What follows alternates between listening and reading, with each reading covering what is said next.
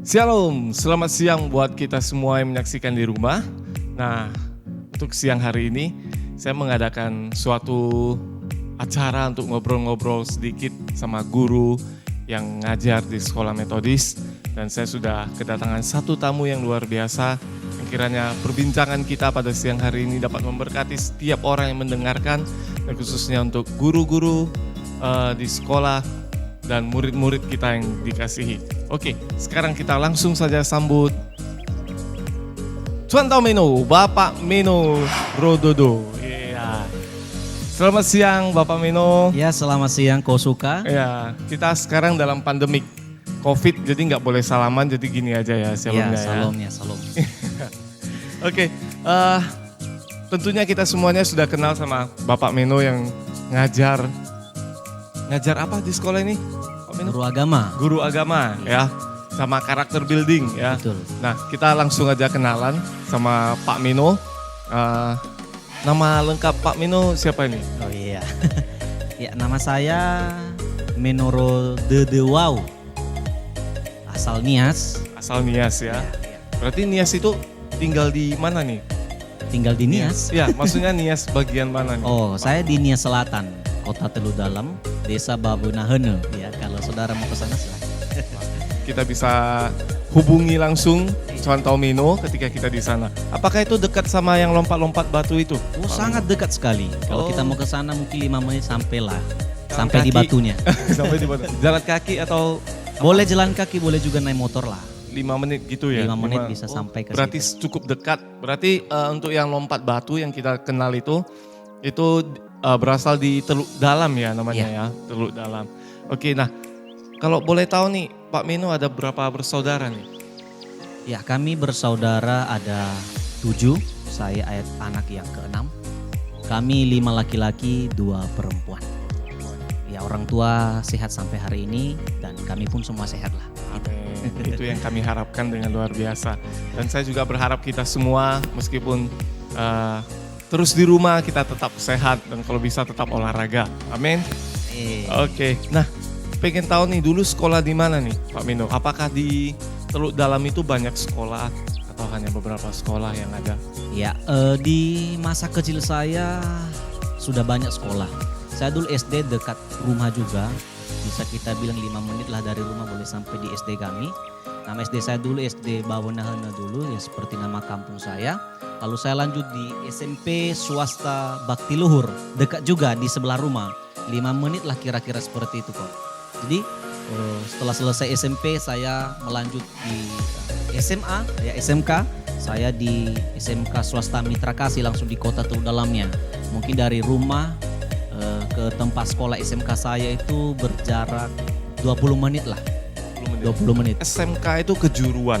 Nah dulu kejuruan apa? Yang Dulu saya kejuruan administrasi perkantoran. Kejuruan administrasi Iya. perkantoran. Oke. Dan sekarang kita lihat Tuan Tau mengambil jurusan teologi ya. Betul. Kalau boleh tahu dulu pas SMK itu pelajaran kesukaannya Pak Meno apa nih? Sudah pasti agama. Ya, pelajaran pertama lah Sudah itu. kelihatan. Kedua, pelajaran bahasa Inggris. Oh, bahasa Inggris. Iya, dulu suka bahasa Inggris. Cuman sekarang kekurangannya bahasanya Inggrisnya kurang nih. Itulah. Oke. Nah, kenapa contoh Pak Meno ini bisa tiba-tiba dari perkantoran dan bisa tiba-tiba mengambil ke jurusan teologi ya? Apa latar belakangnya contoh bisa ambil jurusan itu? Ya. Saya meyakini itu sebuah panggilan. Memang kalau dipikir-pikir secara manusia tidak cocok dari administrasi perkantoran kok sampai ke teologi kependetaan. Sesuatu yang sangat jauh berbeda sekali. Tapi dalam pandangan dan prinsip saya itu panggilan Tuhan kok. Kenapa saya bilang panggilan Tuhan? Karena sesuatu yang tidak kita rencanakan tapi Tuhan sudah tetapkan gitu. Iya benar. Nah, jadi ketika Tuhan panggil, mau tidak mau harus ikut karena Tuhan yang panggil. Kalau manusia tadi yang panggil, ya mungkin berpikir panjang. Tapi karena Tuhan yang panggil, wajib kita ikuti panggilan Tuhan. Nah, kalau berbicara tentang panggilan nih, kan Pak Meno ini masih usia muda. Nah, bagaimana kita bisa tahu itu adalah suatu panggilan untuk kita menjadi pelayan Tuhan sepenuh waktu? Saya tahu itu tidak waktu SMK. Itu dari waktu SMP. Dari waktu SMP itu kelas 1 SMP saya masih ingat sekali. Dalam rumah tangga kami itu ada sebuah aturan. Setiap kami itu anak-anak di rumah itu tidak boleh meninggalkan namanya ibadah. Jadi kalau tidak ibadah, kami dimarahi oleh papa mama kami. Jadi dari situ kami terbiasa ke gereja, ya mau hujan, mau kemarau pun situasinya tetap ke gereja. Bahkan ketika kami mau ke gereja itu kami berjuang untuk melewati tempat yang penuh dengan kuburan di jalan itu biasanya. Wah, berarti jarak dari rumah ke gereja itu berapa menit kira-kira, Pak Mino? 15 menit jalan kaki. 15 menit jalan kaki. Jalan kaki. Dan dulu kemana-mana itu jalan kaki ya? Jalan kaki pada zaman Wah, saya. luar biasa. Aduh. Terus, nah gimana untuk merasakan Lalu panggilan? pada saat itu juga saya akhirnya rindu ya, ikut berpartisipasi, salah satunya menjadi guru sekolah minggu. Namun untuk menjadi guru sekolah minggu itu ada sebuah syarat. Ya kita harus disidikan dulu ya. Disidikan artinya sudah pas usianya untuk bisa menjadi pemuda ya, tidak lagi anak sekolah minggu, itu syaratnya. Akhirnya saya ambil keputusan di kelas 2 SMP saya disidikan, dan ketika selesai disidikan saya ambil komitmen untuk menjadi guru sekolah minggu. Dari situ saya mulai termotivasi dan kerohanian saya pun sudah terbangun dari sejak itu. Dan sampai saya pun sekolah teologi ya. Nah, dari 7 bersaudara, apakah hanya Pak Mino yang ingin menjadi pendeta atau yang lain ada juga gitu? Oh, tidak hanya saya. Iya, hanya satu Ada ya. penerus, adik saya paling kecil. Oh, ada Ada, dia sedang menyusun skripsi sekarang. di teologi Di juga. teologi juga kependetaan, sekarang di STT Nia Selatan. STT Setia namanya. STT Nia Selatan. Nah, kalau Pak Mino sendiri di STT mana nih? Saya di STT Reform ya. Mungkin tidak asing buat suka-suka ya, dan juga buat teman-teman di sana tentang STT ini, STT Reform Injili, tapi tinggal di Lumbantor, bukan di Jakarta yang mewah itu gitu loh. Lumbantor di mana itu ya? Di Balige, tapi di tidak ke Balige. Balige sih, tidak Oke, sampai oke. ke Balige. Ya, dia dikenal sebagai di kota itulah Balige gitu, tapi masuk ke pelosok. Kalau misalnya kau suka ke sana, mungkin hanya bertahan 1 minggu.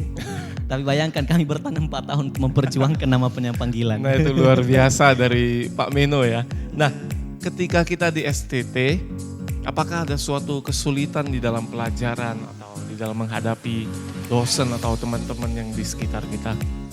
Ada sih kesulitan. Kesulitan terbesarnya adalah diri sendiri sih. Iya. Karena kita kan berada di lingkungan yang rohani gitu loh. Nah, kalau kita datang sekolah di STT itu tanpa ada persiapan matang sebelumnya dari rumah, pasti gagal di tengah jalan. Ya, benar. Nah, jadi saya mungkin berbeda dari teman-teman saya, sealumni saya sekarang ini, seangkatan saya. Tapi dalam prinsip saya begini, dimanapun saya sekolah, dalam prinsip saya tadi itu panggilan Tuhan, saya tetap ikuti. Tentu ada yang namanya problema, tentu ada yang namanya masalah, baik itu masalah mungkin kepada teman-teman sekelas, kepada senior, pada junior, bahkan kepada dosen, terlebih kepada ekonomi. Ya. Itu semua masalah-masalah yang sudah kami anggap itu udah makanan ringan itu setiap hari. Luar biasa. Iya. Makanan ringan adalah masalah juga ya. Terus boleh lanjut? Ya, jadi dalam STT itu kami kembali belajar. Di situ kami belajar kembali. Dari kesulitan yang ada kami belajar untuk menjadi kuat. Paling tidak mental dulu. Kalau iman, semua sudah punya iman. Kalau mental sudah ada, tentu iman itu akan mendorong kita untuk lebih kuat lagi gitu. Kenapa kita punya iman lebih dulu? Karena kami sudah masuk STT. Ya. Jadi ketika masuk STT, mental lah yang harus dibangun di situ. Kenapa? Banyak hal-hal yang menyakiti kita. Nanti kita difitnah lah, kita dijelekin lah, ya. Apalagi situasi kita mungkin ya tidak semewah dengan teman-teman senior atau junior itu sendiri. Berarti dari sini kita dapat pelajaran bahwa ketika kita mau menerima panggilan, mental kita harus siap. Nah, mungkin bukan hanya untuk belajar di STT, tapi dimanapun kita berada, mungkin kalau kita ingin kerja di kantor atau kerja dimanapun, itu mental kita harus siap. kalau kita nggak siap mungkin Pak Mino juga bisa menyerah di tengah jalan. Bisa. Ya kan? Bisa. Nah, dimanapun kita berada juga mungkin kita akan ketemu sama teman-teman yang bisa fitnah, bisa berbuat jahat tanpa terkecuali. Ya, oleh sebab itu mungkin ya mental adalah segala sesuatu yang sangat penting bagi kita ketika kita mau terjun dimanapun kita berada. Nah, padahal nih Pak Mino masih muda. Usianya sekarang berapa Pak Mino kalau boleh Aduh, tahu? saya malu menyampaikannya. Tahun Yang berapa? penting kok lebih tua lah dari saya. Saya tahun Ya, 95. benar-benar. Pak Mino tahun 95 95. itu masih muda. Dan mungkin kalau kita berpikiran itu masih bisa menggapai suatu hal yang bisa lebih banyak menghasilkan uang, benar ya? Apalagi untuk situasi modern sekarang. Nah, Pak Mino bisa menunjukkan bahwa dia tetap di dalam panggilannya sampai sekarang dan mungkin untuk beberapa tahun ke depan kita doakan bersama-sama Pak Mino bisa jadi pendeta. Amin. Nah, status sekarang kan belum pendeta nih. Bisa cerita berarti status sekarang apa nih? Status saya status hamba Tuhan lah. Hamba Tuhan Hamba ya. Tuhan. Biasanya ada calon guru Injil sama guru Injil. Nah, itu sekarang gimana perbedaannya? Ya kalau guru Injil atau calon guru Injil itu kan dia harus bergabung dulu dalam sebuah sinode. Oh, Dia harus oke. diakui dulu, ketika diakui lalu dia mengikuti penugasan dari sinode. Lalu ketika sudah di lapangan dia berhasil, mungkin ada calon guru Injil, setelah calon guru Injil ada guru Injil, setelah guru Injil calon pendeta, baru pendeta. Kalau di metodis gitu loh. Iya, dan Kalau di saya metodis. dengar kalau nggak salah harus 8 tahun untuk Betul. jadi pendeta. Nah, Iya. kalau menurut Cuantau itu gimana? Atau di STT Cuantau itu dulunya berapa lama untuk jadi pendeta? Ya, saya kan berasal dari gereja Nias yang kita kenal dengan BKPN, Banua Keriso Protestan Nias, yang dialamatkan di Nias Selatan. Kalau di tempat kami itu untuk menjadi seorang pendeta, dia harus melewati masa pelayanan vikaris namanya selama kurang lebih 2 tahun. 2 tahun. Ya. Setelah itu bisa Setelah itu, ditabiskan Iya, menjadi, ditabiskan. berarti itu setiap sinode atau setiap gereja mempunyai hal-hal yang berbeda dalam hal ini. Ya. Nah, pernah nggak ada suatu impian yang maksudnya Pak Mino pasti punya suatu impian. Nah, impian terbesar dari Pak Mino sendiri apa nih sekarang? Iya, impian terbesar saya ada pasti. Ya, ketika akhirnya saya dipanggil Tuhan menjadi hamba Tuhan, ya, bahkan sekarang dipercayakan untuk mengembalakan gereja Tuhan, tentu ada impian besar. Impian terbesar saya adalah bagaimana supaya orang yang saya layani bisa diselamatkan Tuhan. Itu paling penting bagi saya. Ya, itu yang saya perlu perhatikan. Ya, banyak kita sampaikan misalnya firman Tuhan, tapi kalau tidak bertumbuh jemaat itu sangat disayangkan, sebuah impian yang sangat gagal bagi saya. Bagi saya itu harus bertumbuh jemaatnya, mau gereja besar, gereja kecil, yang penting iman mereka bertumbuh, semangat mereka melayani itu Tetap ada tetap gitu ya. ada. Amin. Itu impian saya gitu. Iya. Dan itu memang harus menjadi suatu impian seorang hamba Tuhan ya, yaitu melihat kami semua domba-dombanya, domba-domba Tuhan yang dipercayakan di bawah pimpinan Pak Mino itu harus bertumbuh dan terus melayani Tuhan. Nah, untuk sekarang kan jadi guru juga nih Pak Mino di sekolah metodis ngajar agama. Nah, pengen tahu nih murid-murid seperti apa yang paling disayangi Pak Mino? Kalau disayang sih tidak ada kriteria karena tidak boleh membedakan kasih sayang, ya kan? Ya, Tapi benar-benar. kalau mungkin ya kalau kita lihat dari sifat manusia mungkin ada hal-hal kriteria tertentu yang mungkin menjadi sorotan kita sebagai guru pengajar ya. Intinya yang kita mau, yang saya mau sebagai guru bagi seorang siswa, itu siswa itu boleh menjadi siswa yang punya etika. punya etika. Karena etika itu paling penting gitu loh. Karena sekolah itu dibilang rumah kedua, ya kan? Kalau misalnya di rumah punya etika yang buruk, ke sekolah harus baik gitu loh. Jadi kerinduan kita sebagai guru, kami sebagai guru itu anak ketika dididik punya etika dulu pertama. Kalau udah punya etika, masuk ke pelajaran itu akan mengenal sendiri gitu loh. Iya benar. Nah, ada orang pintar tapi tidak punya etika, itu nol. Nilai 100 tapi maki-maki, itu bukan siswa yang sangat berprestasi. Karena prestasi itu tidak hanya dikenal dengan nilainya 100. Ya. Tapi prestasi juga dilihat daripada etikanya, mentalnya juga itu. Berarti kita bisa rumuskan bahwa etika ditambah prestasi itu akan menjadi sesuatu yang luar biasa. Nah, itu menjadi nilai penting bagi teman-teman, bagi murid-murid kita yang lagi dengerin cerita kami ini sekarang. Nah, untuk murid-murid di tempat ini apakah ada yang punya etika yang merosot atau gimana? Pak Mino bisa cerita sedikit? Ya, saya di sini sudah mengajar kurang lebih 3 tahun lah, kurang lebih 3 tahun. Apakah ada menemukan murid-murid yang Jelas menemukan ya. banyak kemerosotan moral atau etika yang ada. Kami mungkin tidak tahu ini pengaruh apa. Karena kami pun guru berusaha semaksimal mungkin untuk mendidik si anak gitu loh. Mungkin ada faktor-faktor tertentu kenapa si anak itu memiliki perubahan-perubahan etika yang tidak menentu. Mungkinkah itu faktor lingkungan, mungkinkah itu faktor rumah. Ya, jelasnya kita di sekolah itu yang baik kita berikan. Tentu ada hal-hal tertentu memang dari siswa, mereka kelihatan tidak punya etika ada. Itu memang dilihat daripada faktor itu anak, pribadi anak juga kita harus mengenal sebagai guru. Kemudian kita lihat juga faktor keluarganya seperti apa, papa mamanya mendidik dia di rumah. Kita juga melihat daripada faktor lingkungannya.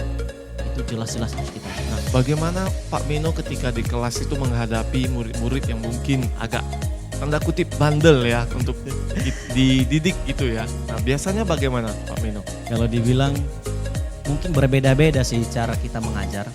Kalau dibilang kalau guru agama itu ayuni sekali gitu loh. Lemah lembut, tapi saya tidak seperti itu. Kita harus tetap tegas karena Yesus pun tegas kepada murid-muridnya. Dia tidak pernah bilang udah gak usah, gak boleh gitu, gak pernah seperti itu Tuhan Yesus. Ya, selalu Tuhan Yesus ajarkan kepada kita. Dia pun seorang pemuda di dalam pelayanan. Di usia 30 tahun Tuhan dia sudah pelayanan. Kita pun harus seperti itu. Ya, kita ajarkan ketegasan kepada mereka. Kalau salah ya kita kasih hukuman yang sesuai dengan aturan yang ada. Karena ada hukuman HAM sekarang. Tidak boleh memakai tangan ya, sekeras-keras itu juga hal-hal yang sangat dilarang oleh sekolah bahkan pemerintah saat ini. Maka yang kita lakukan adalah hal-hal yang berbau rohani. Biasanya saya melakukan gini, kalau udah ada anak-anak yang ribut, saya suruh dia ke depan nyanyi. Iya. Nyanyi apa nih? Nyanyi Dangdut rohani. atau rohani? Nyanyi rohani ya, bukan dangdut ya teman-teman. Lah ya, nyanyi ke depan atau menghafal satu ayat firman Tuhan. Lalu saya suruh dia ke depan, saya suruh dia 5 menit menghafal itu. Harus 5 menit. Lalu saya suruh dia ke depan, itu sebagai cara untuk menghukum dia Ya. Nah, secara bagus. mungkin ini salah satu cara hukuman yang baik. Dan apakah itu efektif ketika di kelas? Pak Mino? Sangat efektif sih. Sangat efektif. Karena kebanyakan akhirnya anak-anak itu aduh takut kita. Nanti dikasih lagi hafalan. Nah, itu yang menjadi acuan kita juga sebagai guru ya. Oh, mungkin hal seperti ini mungkin hal yang sangat mudah. Mungkin sangat berbeda dengan guru-guru yang lain ya. Cara memberikan hukuman kepada setiap siswa yang bandel. Tapi kalau secara pribadi marah tetap ada ya. Marah tetap ada, memang wajib kita marah supaya anak tahu di mana dia salah. Hukuman tetap dijalankan, tapi hukuman yang sesuai dengan hal yang benar itu aturan yang ada di sekolah juga. Iya, benar sekali. Dan ketika kalau kita nggak bisa hafal, biasanya kita itu malu sama teman-teman. Nah, ketika kita takut malu, kita bakal diam di kelas. Betul. Ya, nggak? Oke, nah untuk terakhir nih, Iya. ada pesan-pesan untuk pemuda-pemuda yang lagi menyaksikan atau untuk murid-murid kita yang ada di sekolah. Pesan-pesan yang luar biasa yang dari Pak Mino. Oke, saya hanya meminta kita untuk tetap intinya mental lah. Oke, siapapun kita, usia apapun kita, mau anak kecil, pemuda, orang tua, yang paling penting adalah mental yang baik. Biarpun saya mungkin dipanggil Tuhan di dalam usia yang sangat muda, berbeda dengan saudara-saudara yang anak-anak kami, buat teman-teman pemuda, ya kan? Tapi paling intinya adalah kita dipanggil Tuhan itu sama.